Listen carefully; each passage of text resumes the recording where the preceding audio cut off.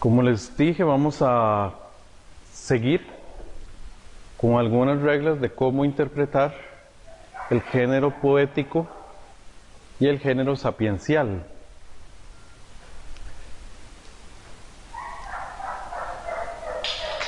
Bueno, especialmente tenemos poesía en el Antiguo Testamento y de género sapiencial también en el Antiguo Testamento, ¿verdad? Que está muy relacionada con la poesía hebrea, especialmente en los libros de Proverbios, Salmos, Eclesiastés.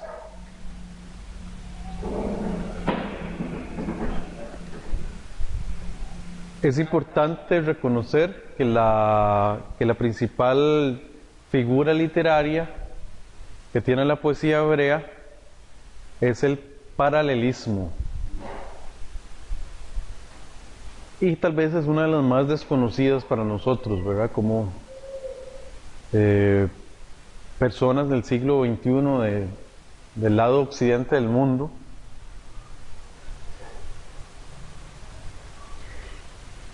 Este es un género que se utiliza mucho en la poesía hebrea. De hecho, vamos a poner varios ejemplos. Por ejemplo, vamos a leer el Salmo 19.1. Salmo 19.1.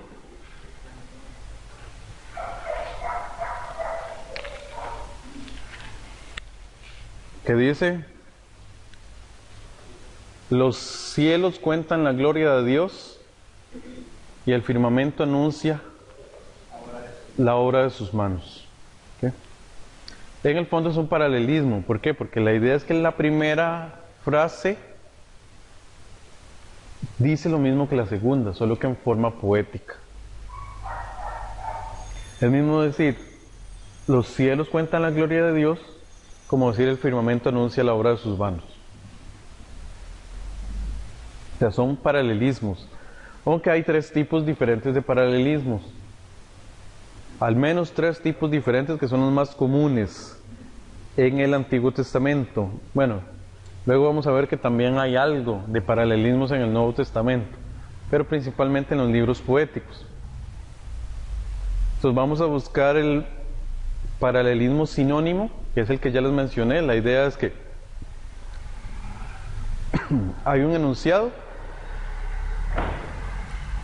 se repite lo mismo, se puede decir, en un segundo enunciado, solo que con palabras diferentes. Por ejemplo, Proverbios 19.5. Vamos a buscarlo, Proverbios 19.5.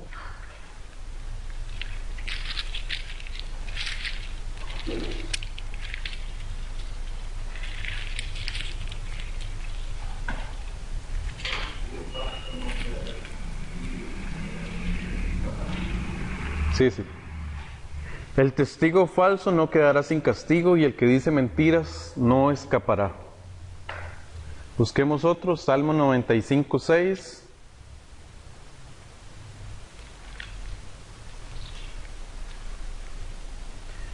Venid, adoremos y postrémonos, arrodillémonos delante de Jehová nuestro Hacedor.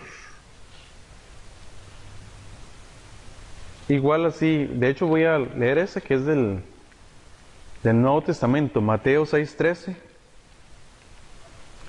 para que vean que también en el Nuevo Testamento hay paralelismos, ¿verdad? Que a veces no lo tomamos en cuenta, ¿verdad? Que como era una figura literaria que utilizaban los hebreos, entonces incluso el mismo Jesús muchas veces lo usó.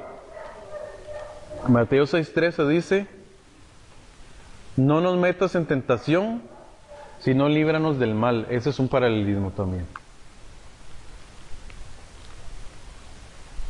En ese caso un paralelismo sinónimo, que lo que hace es que entonces en una sentencia dice algo y en otra sentencia repite. Luego está el paralelismo antitético, que es que en una sentencia menciona algo y la sentencia que viene es como el opuesto, como el contrario. Entonces vamos a leer alguno, Proverbios 10.4.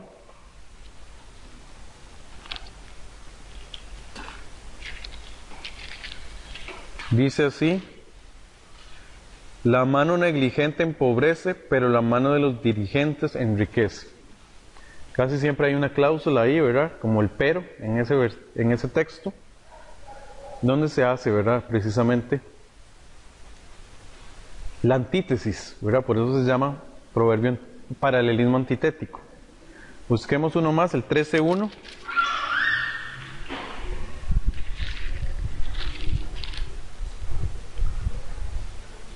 El hijo sabio recibe el consejo del padre, pero el insolente no escucha las reprensiones. Entonces ahí está el paralelismo antitético. Por último está el paralelismo sintético, donde básicamente en una sentencia dice algo, la otra lo que hace es sí, pero le agrega un poquito más. Lo reafirma, pero le agrega un poquito más, ¿verdad? Salmo 92:9.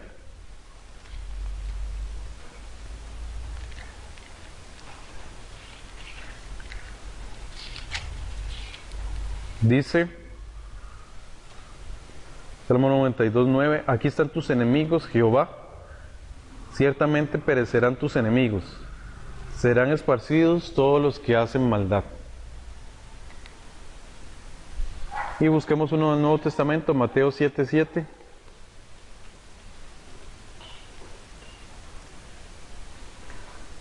Mateo 7:7 dice, pedid y se os dará, buscad y hallaréis, llamad y se os abrirá. Es otro paralelismo, en este caso un sintético. Igualmente la poesía hebrea utiliza otras figuras literarias que ya hemos visto, de hecho se ve normalmente en secundaria, como las metáforas, ¿verdad? Que es como una comparación, la símil, la prosopopeya o la personificación. Entonces también la poesía hebrea utiliza esas. Pero sí quise hablar un poquito más de los paralelismos porque es tal vez la figura literaria que más es desconocida para los lectores occidentales, ¿verdad? Porque es una figura literaria más bien oriental, ¿verdad?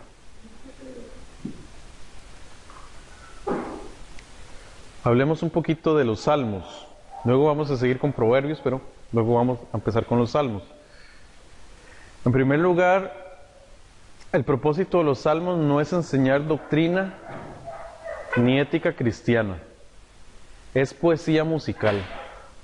O sea, los salmos es poesía musical. Son de diferentes tipos. Cada tipo tenía su función en Israel. Se deben leer comunidades literarias. Son independientes entre sí. Me refiero a que cada salmo, como están en la Biblia divididos en capítulos, son independientes, ¿verdad? No tienen relación uno con otro. Y generalmente cumplían funciones litúrgicas. Muchos de ellos, ¿verdad? Se utilizaban como cantos en ciertas ceremonias. De hecho, hay una figura en las sinagogas que de hecho puede leer la música en los salmos en el idioma hebreo. Tienen una forma especial de cantarse. Entonces en la Biblia hebrea original, en los idiomas originales, que sería el Antiguo Testamento, ¿verdad? Ellos pueden hasta inclusive interpretar las notas. El que se llama el Hassam de la sinagoga puede inclusive cantarlo, tal y como se supone que se cantaba en aquellos tiempos, ¿verdad? Pero es algo que como que el pueblo cristiano sinceramente ha perdido mucho, ¿verdad? A veces utilizamos muy poco los salmos. Sí los usamos, pero tal vez no como se debiera, ¿verdad? En la música contemporánea.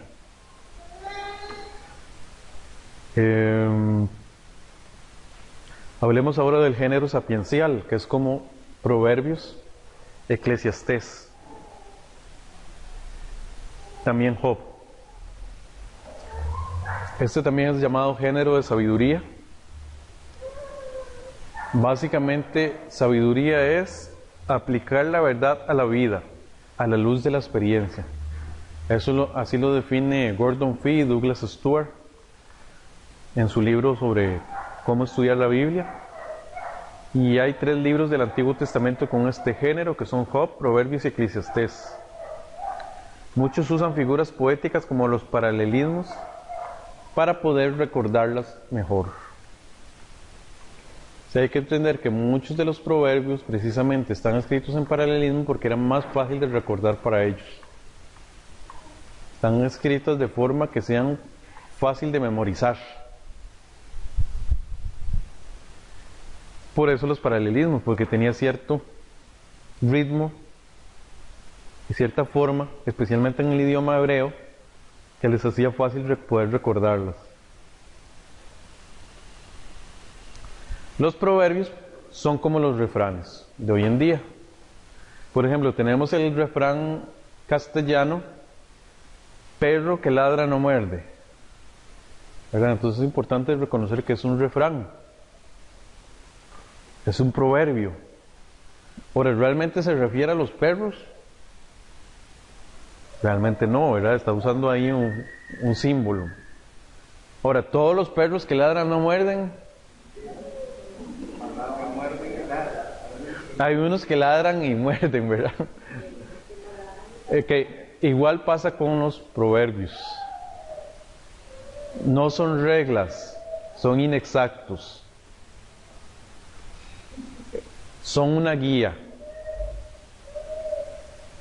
Pero esto es importante porque a veces queremos aplicar los proverbios como si fueran reglas y no lo son. Ejemplo, si un proverbio dice, instruye al niño en su camino y aun cuando fuere viejo no se apartará de él. Es lo que normalmente pasaría.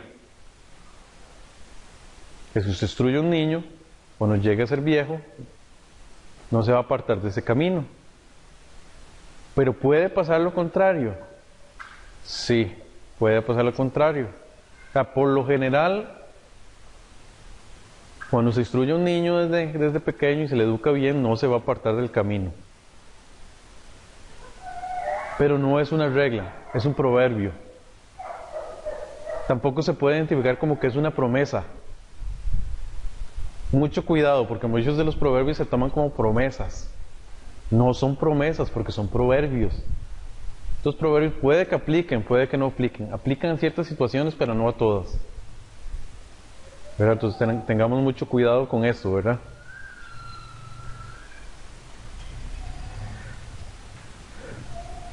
De hecho, lo voy a mencionar como dice la diapositiva. Un error muy común en la interpretación bíblica y la aplicación es darle a un proverbio el peso y la fuerza de un absoluto moral. Los proverbios son pequeños, variados, capciosos, diseñados para expresar truismos prácticos. Eso lo dice R.C. Sproul en el libro Cómo estudiar e interpretar la Biblia, que es precisamente uno de los libros que van a leer todos los estudiantes, ¿verdad? Tanto los de licenciatura como los de maestría van a estar leyendo ese libro como lectura adicional.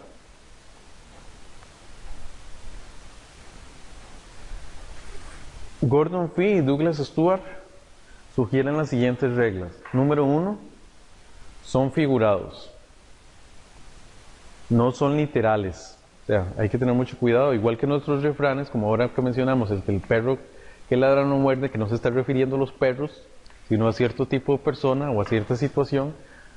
Muchas veces los proverbios no se están refiriendo a la situación literal, sino que son figurados.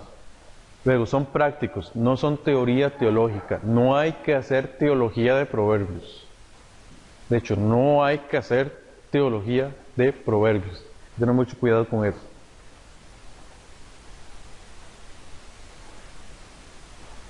Están escritos de forma que se puedan memorizar. Por ejemplo, Proverbios 31 es un acróstico. ¿Cuál es Proverbios 31? ¿Cómo lo conocemos popularmente?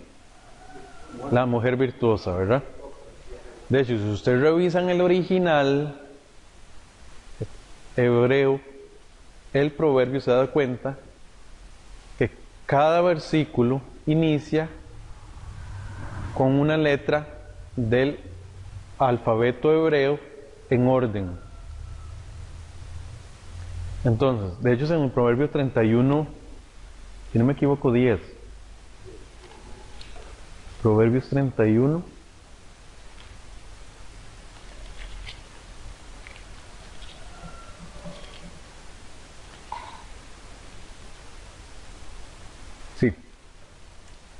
Proverbios 31:10.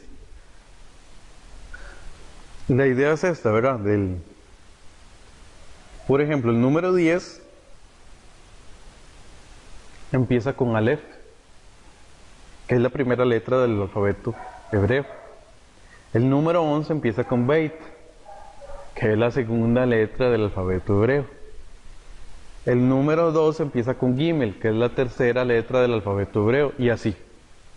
Es como cuando hacemos acrósticos en español, ¿verdad? Qué sé yo, que ponen una palabra así y que cada letra, o empieza, ¿verdad? Que o sea, cada frase va a empezar con esa, digamos. Entonces, así está escrito Proverbios 31. Porque era una forma de recordarlo mejor. Sabían que cada texto empezaba con una de las letras del alfabeto en orden. Por lo menos en el orden del alfabeto hebreo, ¿verdad?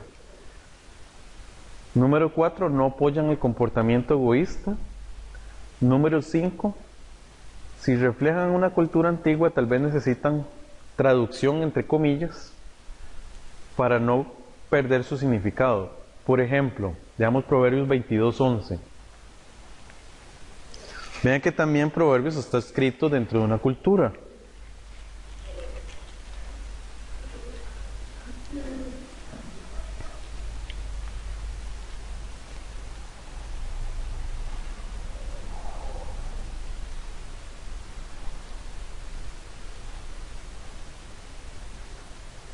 En Proverbios 22:11 dice: el que ama la pureza del corazón, con la gracia de sus labios se ganará la amistad del rey. ¿Okay? Hoy en día hay reyes. Bueno, sí los hay en España y en ciertos lugares de Europa todavía hay reyes, pero ya no tienen la misma función de antes. Entonces, ¿cómo podríamos aplicarlo al hoy? Ya no estaríamos hablando de reyes, sino podría ser presidente o gente importante en el gobierno, no necesariamente el rey. Busquemos otro, el 25:24. Proverbios 25:24.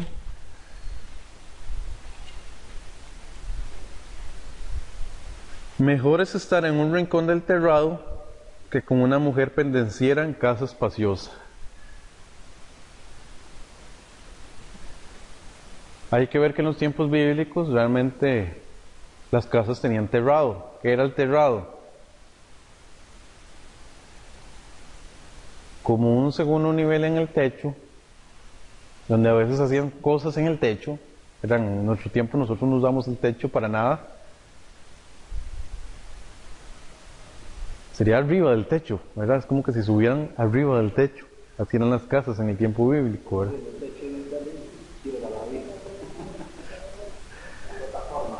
Ajá. Como una terraza, ¿no? Era como, sí, como una terraza de Hay casas aquí en Nicaragua que solo existen en León y en Granada. Okay. Sí, tiene como un pequeño ahí, como... Sí, como arriba. Entonces también hay que pensar en eso, ¿verdad? Pensar un poco el texto, ¿verdad? Que lo que está diciendo es que es mejor estar en un lugar ahí incómodo.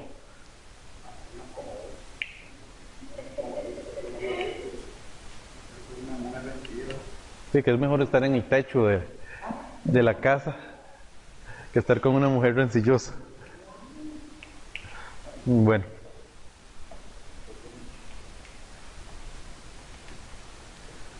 Número 6. No son garantías, promesas de Dios, sino guías poéticas para la buena conducta. Dice R.C. Sproul: un proverbio expresa lo que es verdad en la mayoría de los casos y anima cierto comportamiento para lograr ciertos objetivos, pero en ningún momento dice lo que siempre va a ocurrir. Esto es importante, ¿verdad? Especialmente los que tienen el problema de que agarran los proverbios como promesas. Si estuviéramos diciendo que son promesas, estaríamos diciendo que son absolutos. Y no, puede que ocurra, puede que no. Generalmente son las reglas generales. O sea, cuando se tiene ese comportamiento, por lo general se obtiene ese objetivo, pero no necesariamente. Usan técnicas literarias como la exageración para transmitir su mensaje. Dan consejos para tratar con sabiduría ciertos aspectos de la vida, pero no los cubren todos. Dan consejos prácticos para la vida diaria. Y eso sería con Proverbios, ¿verdad?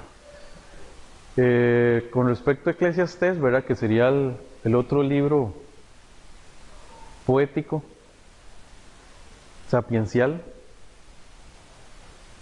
Hay que decir que Eclesiastés es un monólogo, donde se afirma cómo sería la vida si Dios no interviniera en ella y no hubiera vida después de la muerte. Menciona que la vida no tiene valor definitivo y manda a disfrutar la vida mientras se pueda. Hay varios pasajes, ¿verdad? El 8:15, el 11, 8 y 10. Hay que tomar en cuenta todo el mensaje global para interpretarlo. O sea, Eclesiastés es un poco irónico. Era un poco, inclusive casi sarcástico, ¿verdad? Es Eclesiastés, ¿verdad? Está suponiendo cómo sería la vida si Dios no interviniera, ¿verdad? Entonces también hay que tomar en cuenta eso, ¿verdad? A la hora de interpretar el libro de Eclesiastés.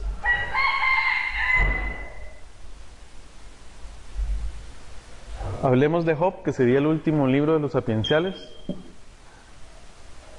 Este creo que es bastante claro, ¿verdad? En primer lugar, que lo malo que pasa en la vida no siempre pasa porque se ha desagradado a Dios con nuestras acciones, ¿verdad? Que es básicamente lo que enseña Job.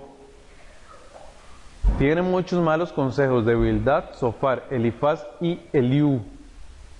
Cuidado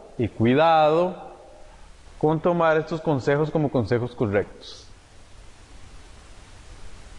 Hay que tener mucho cuidado, ¿verdad? Porque en Job hay un montón de discursos de estos 4 personajes, pero son ejemplos de malos consejos. Entonces tener mucho cuidado de no agarrar uno de esos consejos como que si fuera un buen consejo. No, hay que tener en cuenta que el discurso que estaban dando esos 4, de hecho, al final del libro de Job, son desaprobados por Dios esos discursos. Entonces son malos consejos, que aunque parecen buenos consejos, son sabiduría no aprobada por Dios. Entonces tener mucho cuidado con eso. Con eso terminamos lo del género sapiencial.